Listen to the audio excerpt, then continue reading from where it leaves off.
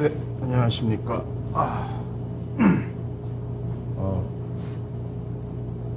네, 쉘터나인의 어설프로 네, 임창희입니다. 오늘은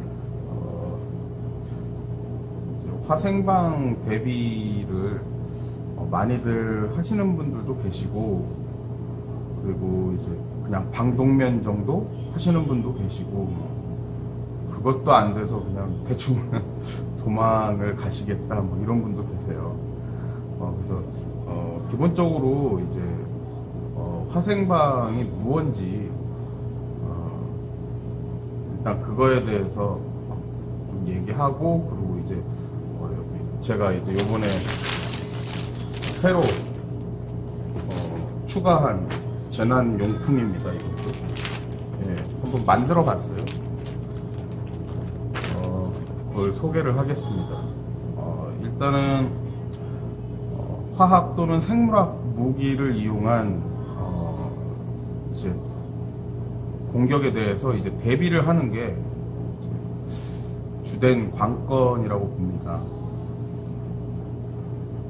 예를 들어서 북한 이제 생화학 무기는 뭐 가난한 자의 핵폭탄이라는 얘기도 예전에 있었고요. 그걸 그 정도로 살상력이 굉장히 무섭다는 거죠. 시리아 내전에서도 이제 염속에 화생방 무기가 사용이 돼서, 화학 무기가 사용이 돼서 이제 많은 사람이 죽거나 다쳤죠. 일본에서도 오음질리고가 이제 화학 무기를 써서 지하철에서 많은 사상자를 냅니다. 종류는 많아요. 뭐 생물학 무기로는 뭐 탄저균이나 소아마비균 뭐 이런 여러 균도 있고, 바이러스죠. 네, 바이러스도 있고요. 그리고 이제 화학 무기로는 뭐 염소계도 있고, 뭐 간단하게 나누자면 이제 신경작용제 또는 질식제, 수포제 뭐 이런 식으로 좀 나눕니다. 그리고 이제 일반적으로 북한이 갖고 있는 것들이 그냥 사용하는 화학 무기는 아니에요. 군인들을 많이 죽이기 위한 방법이기 때문에 일반 방독면만으로는 절대 그 위기를 벗어날 수가 없어요. 뇌화학복이라던가 화생방 전용 옷을 착용을 해도 오래 못 버팁니다. 이제 국가재난관리론이라고 해서 이제 9급이죠. 뭐 거기에도 나름 자세히 소개를 해놨고, 저 같은 경우는 보건위생을 하면서도 이제 화학 무기를 좀 더 체계적으로 알았고, 이제 고등학교 때 화학공업과를 나왔기 때문에 어느 정도 화학에 대해서 이제 그 무서움이라던가 침투 방식 뭐 이런 거에 대해서 좀 더 생각을 했습니다. 그래서 일반인들이 이제 살인가스나 이런 질식제에서 이제 어느 정도 이제 화생방 방독면 뭐 K1이나 뭐 이런 거 사용하시면 약 15분 정도 버틸 수 있습니다. 이게 되게 중요해요. 뭐 아시는 분들은 아실 거예요. 그런데 뇌화학복이라던가 이제 화생방 대비복 또한 30분을 넘기기는 어려워요. 그 정도로 부식성을 많이 띱니다. 왜냐면 군에서 사용하는 옷들을 이제 빨리 투과시켜서 군인들을 못 움직이게 그렇게 할 목적이기 때문에 예를 들어서 이제 수포, 신경작용제 요거는 피부에 닿기만 해도 바로 반응이 옵니다. 수포는 이제 겨자가스나 이런 거 아시죠? 이제 막 화상을 입은 것처럼 부풀어 오르는 거예요. 신경작용제 이거는 우리 몸에 칼로리를 엄청나게 소모를 시킨다고 해야 될까요? 네, 그래서 몸을 막 너무 심하게 움직여서 쇼크로 이제 죽게 하는 방법, 또는 이제 정말로 신경을 마비시켜서 죽게 하는 방법 이제 여러 가지가 있어요. 그래서 그거를 이제 저는 뭐 북한이 뭐 아무리 북괴군이 아무리 그런 무기를 갖고 있다고 해도 외국 군대처럼 딱 목표 지역에서 오차거리 50m 그 정도만 된다고 하면은 그렇게 걱정은 안 하겠는데 조금 덜겠죠, 걱정은. 하지만 아니에요. 오차 범위가 300m가 될 수도 있고요, 1km가 넘을 수도 있어요. 그냥 산탄총을 땅 쏘면은 여러 지역에 그냥 구멍이 뚫리듯이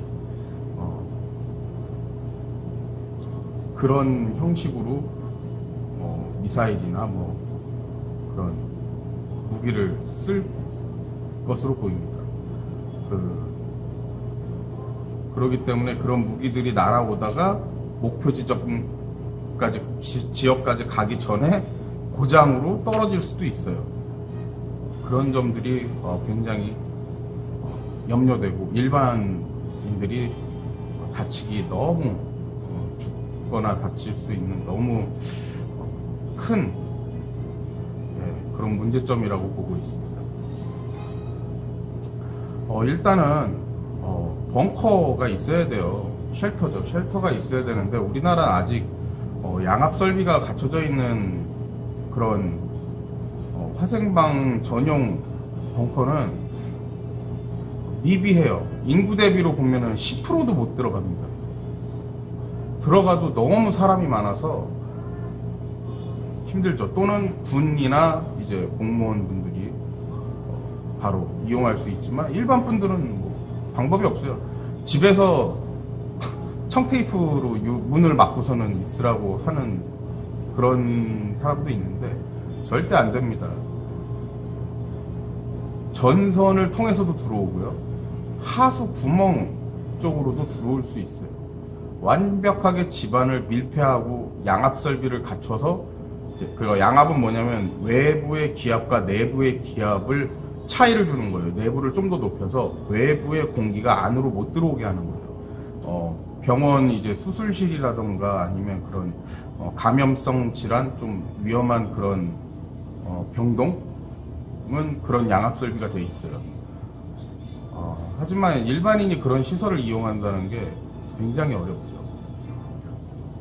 그래서 제가 자구책으로 많이 나름대로 며칠씩 고민해서 만들었습니다. 일단은 이렇게 봉투로 하고요. 이게 비닐인데요.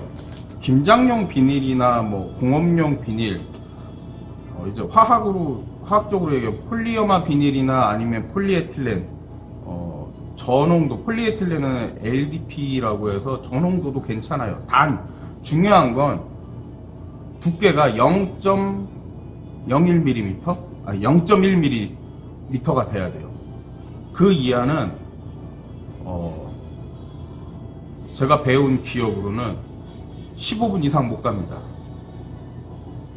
그러니까 화학 무기가 묻었을 때, 오염됐을 때 15분 이상 못 가요. 침투돼요. 이거는 어떤 화학을 전공했던 분들이나 이런 걸 하신 분들은 다 알아요. 못 버텨요. 그래서 못해도 0.1ml, 밀리리터의 두께를 갖고 있는 폴리계열 또는 내화학제가 도포되어 있는, 내산이 도포되어 있는 그런 걸 사용하시면 됩니다. 그리고 청테이프 5분 정도 버티나요? 네, 청테이프는 투가 됩니다. 사가버려가지고 바로 투가 돼요. 바람 풍압에도 부서져요. 네, 그거는 제가 직접 대학교 때 실험하면서 봤습니다. 그래서 폴리어마 비닐이나 폴리에틸렌 계열의 그 투명 테이프 있죠? 그게 훨씬 낫다고 저는 그렇게 봅니다. 오래 계속 쓰는 건 아니니까. 잠깐 화생방 무기가 투하됐을 때 약 한 400m였나 500m 상공에서 터뜨려요, 영웅들이. 그러면 그게 이제 비산이 돼서 내려오는데, 공기보다 밀도가 높기 때문에 내려옵니다. 약 한 30분에서 1시간 정도의 차이를 둘 수가 있어요. 하지만 이게 가스가 뭐냐에 따라서 내려오는 거가 틀리죠. 대기 환경에 따라서도 틀리고요. 바람이 불거나 하면 목표 지역 이외의 지역에 그 화학가스가 가버릴 수도 있죠. 그럼 그 지역은 완전히 가슴 아프지만 애완동물도 못 살아남고 우리 어린 아이들, 부모님들 아무도 못 살아남아요. 그래서 나름 준비를 한 겁니다. 일단 준비물은 고무줄 2개요. 이제 양압 형식으로 이제 얘를 몸에 쓸 거예요. 저는 이제 5m짜리를 준비해서 2.5m씩 해서 잘라서 비닐 테이프로 한쪽을 막고, 그리고 이제 위쪽은 이제 2겹으로 해서 이제 뚫어놨어요. 위급시 들어가서 버티기 위해서요. 0.1mm짜리 비닐을 2겹을 했을 경우는 폭심지라고 해야 될까요? 그 화학 농도가 높은 곳에서는 아마 40분, 30분에서 40분, 이게 신경 쪽이냐 수포 쪽이냐가 이제 좀 틀리지만 그래도 그 정도는 버틸 수 있지 않을까. 길이는 2.5라고 얘기를 했고요. 내부에는 이제 제가 이제 EDC 백이나 BOB 백, 제가 BOB 워크아웃 백이죠. 거기에 넣는 이제 타프인데요. 이걸 뭘로 쓸 거냐면 바닥에 얘를 먼저 깔아요. 일단 오염 물질이 돼요, 얘는. 왜? 비닐이 터지지 않게, 찢어지지 않게, 상처가 안 나게 해야 되기 때문이에요. 그리고 이 봉투도 얘도 마찬가지예요. 얘 깔고 그 위에 얘 놓고 그 다음에 이제 얘를 펼칩니다. 그리고 에어캔이에요. 산소 캔이 아니에요. 공기 중에는 한 21% 정도의 산소가 있어요. 이 캔은 그 21% 정도의 산소를 가지고 있는 캔입니다. 잘 나올지 모르겠는데 이제 자연산 공기에서 21%, 산소 21, 질소 79 이렇게 나와 있어요. 이걸 쓰셔야지 산소 30% 이상이죠. 그런 걸 사용하시면은 큰일 나요. 정전기에도 안에 불 붙어요. 또한 일종의 저산소증과 비슷한 그 산소증이 생깁니다. 그건 제가 그냥 예전에 공부한 거라서 무슨 산소증인지 이름은 잘 기억이 안 나는데, 그런 저산소증과 비슷한 어지러움증이나 졸림이라든가 그런 게 발생돼요. 그래서 이런 공기 캔 정도 요걸 준비해야 됩니다. 여기서는 이제 1회 1초씩 들여 마시는 걸로 160회 그렇게 할 수 있다고 돼 있어요. 그러면 이거 하나 정도면 15분 정도는 쓸 수 있는 거죠. 하지만 일단은 이 내부가 가로 세로 해서 한 평 될까요? 33제곱미터 정도 될 거예요. 그 정도 크기니까 이산화탄소가 약 한 4%를 내뱉으니까 그 안에서는 버틴다면은 약 이산화탄소에 과중독이 안 되는 상태로 계산하면 한 1시간 좀 넘게 버틸 수 있습니다. 그 와중에서도 중요한 방법이 있어요. 그거는 이제 얘를 좀 이따 말씀드릴게요. 이렇게 해서 얘를 이제 쭉 펴서 씁니다. 일단은 끝부분 보여드리려고요. 저희 다음에 쉘터9이라는 생존 카페에 들어가시면 제가 이거 붙이는 사진하고 이런 거 올렸어요. 끝부분을 조금씩 접었어요. 접어서 이제 들어오는 걸 차단했고, 접으면서 이제 그 폴리어마 비닐 계열의 테이프로 감았습니다. 테이프하고 이 비닐하고 두께가 비슷해요. 예, 그러니까 더 아래쪽은 좀 더 단단한 거예요. 그리고 이제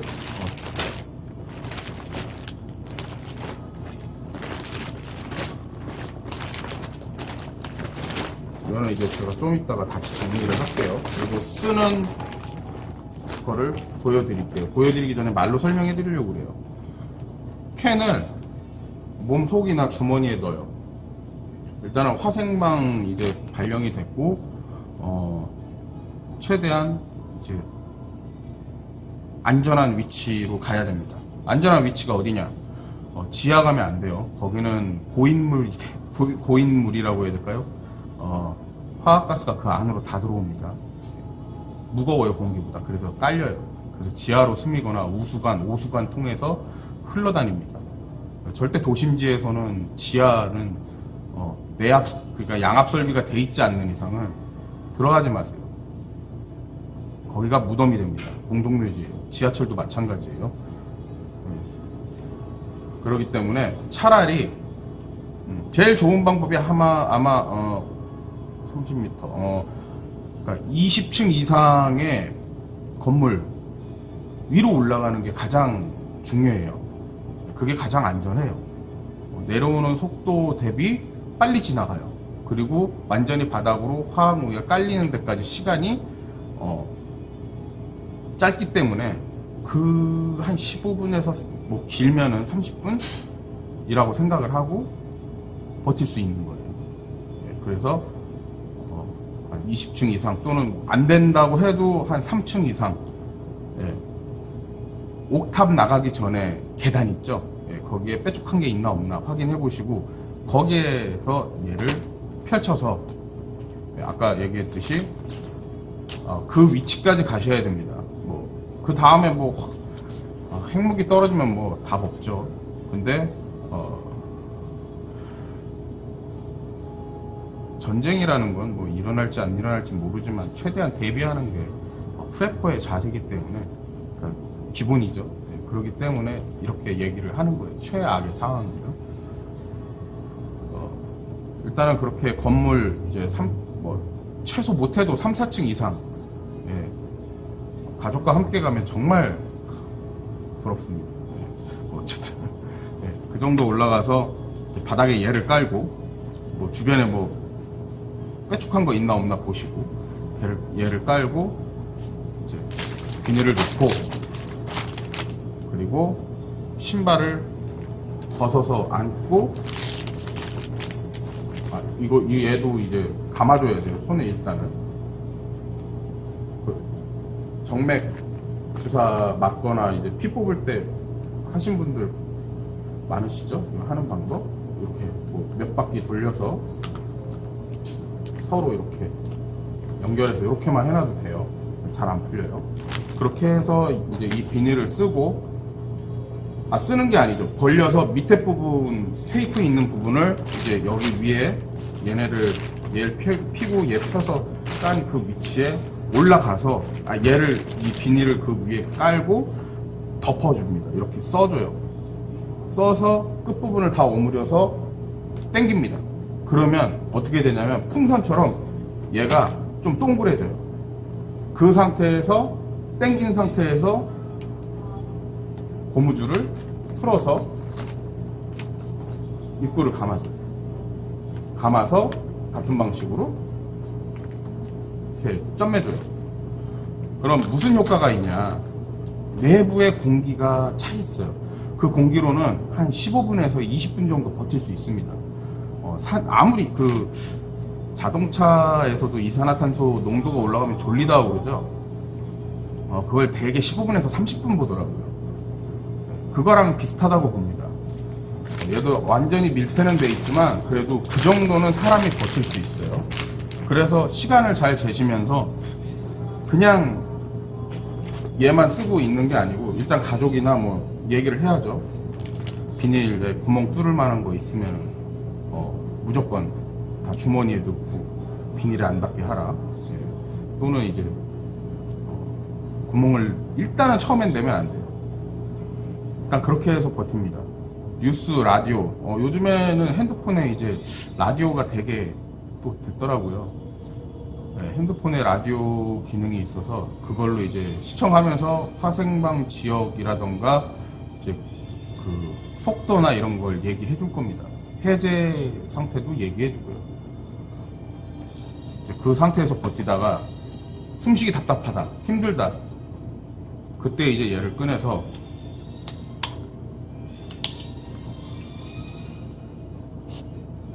이렇게 숨을 쉬어줍니다.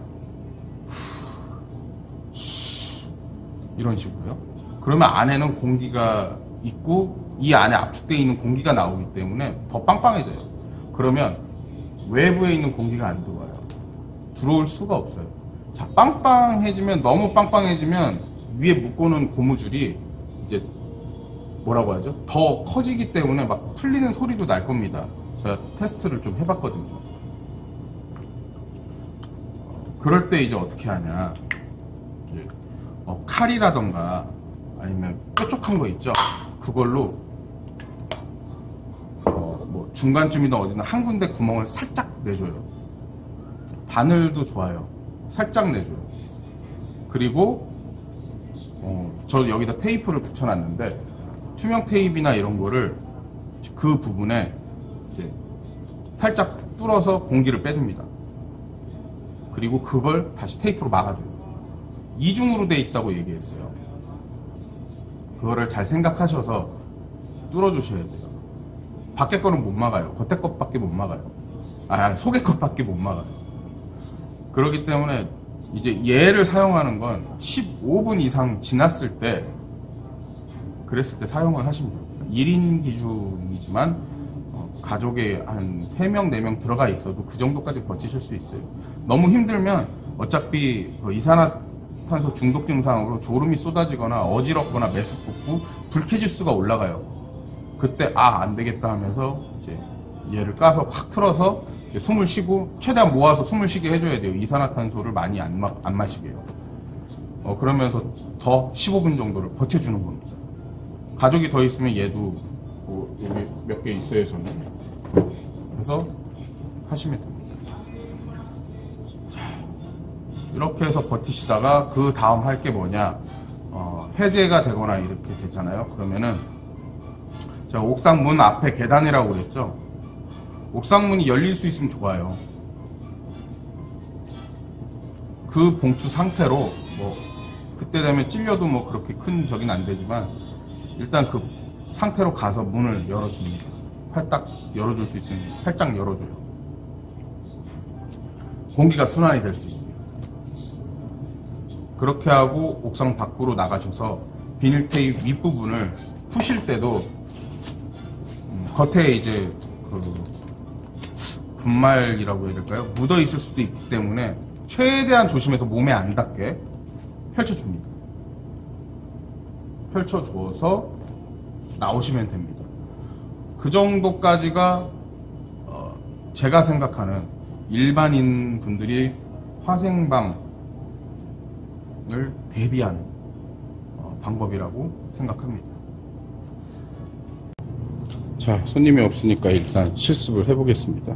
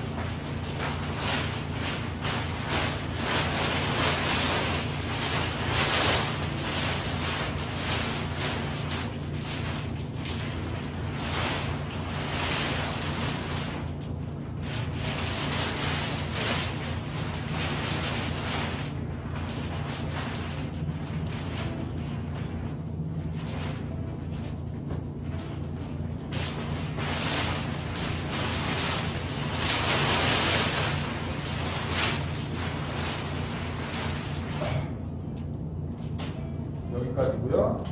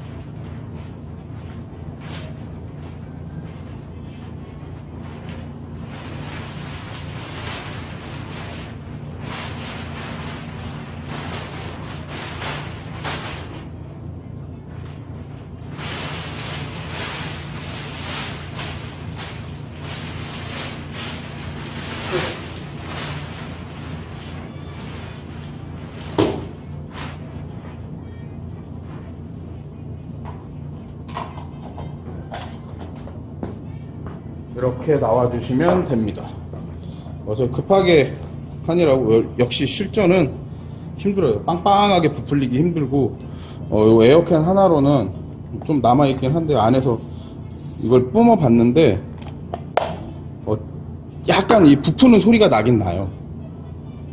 뭐 어쨌든 저는 이제 저런 방식으로 화생방을